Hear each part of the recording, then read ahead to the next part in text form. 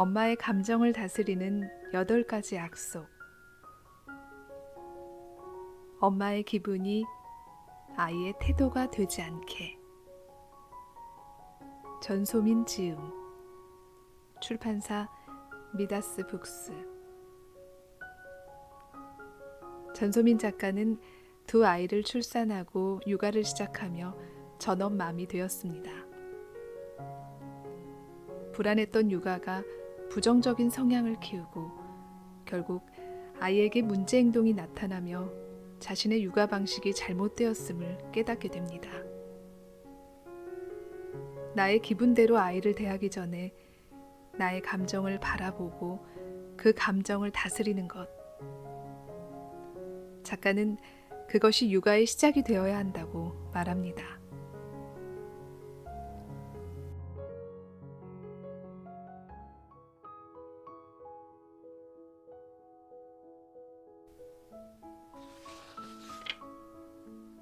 칭찬하지 말고 고맙다고 말하라. 아이를 칭찬하지 말라니 그게 대체 무슨 소리야? 라고 의아해할 수 있다. 켄 블랜차드의 저서 칭찬은 고래도 춤추게 한다는 120만 부가 판매된 베스트셀러이다. 뒤이어 칭찬은 코끼리도 춤추게 한다는 책이 나올 정도로 큰 인기를 끌었다. 그만큼 칭찬은 아이뿐만 아니라 성인에게도 강력하게 작용한다. 누구나 칭찬받고 인정받기를 원한다. 이것을 인정 욕구라 한다. 누구나 칭찬받거나 인정받으면 기분이 좋고 우쭐해진다. 나 또한 그렇게 아이를 대해왔다.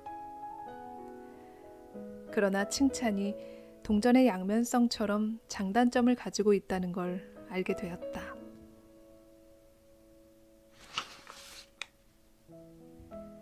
아들러의 심리학에서 그는 칭찬에 대해 이렇게 정의했다.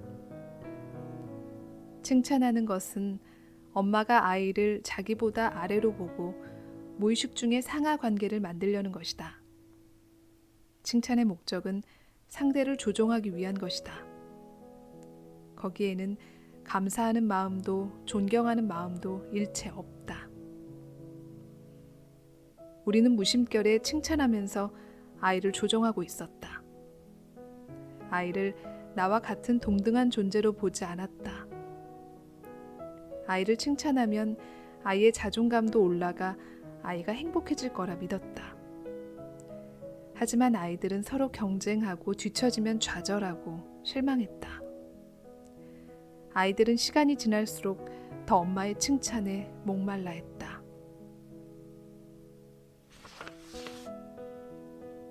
아이는 칭찬받기 위해 엄마의 기준에 맞춰 행동할 수밖에 없었다. 자신의 의사나 욕구를 마음대로 표현할 수 없으니 아이의 자존감은 점점 낮아진다.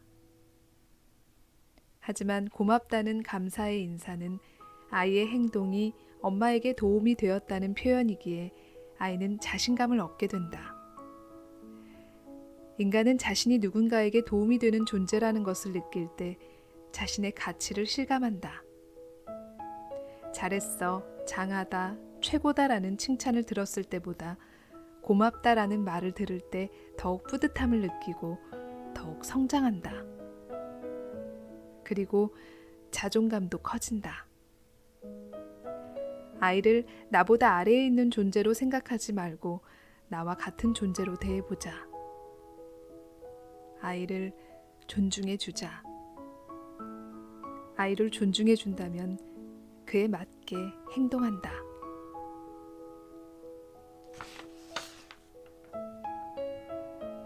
아이를 한 인격체로 인정하고 존중해야 한다.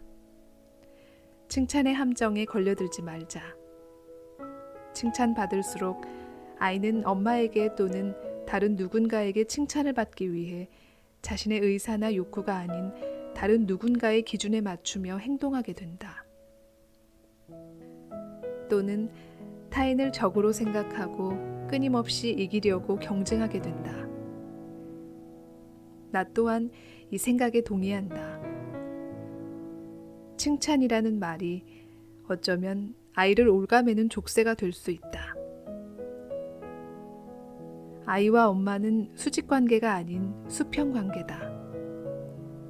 엄마가 아이를 칭찬하거나 야단칠 자격은 없다.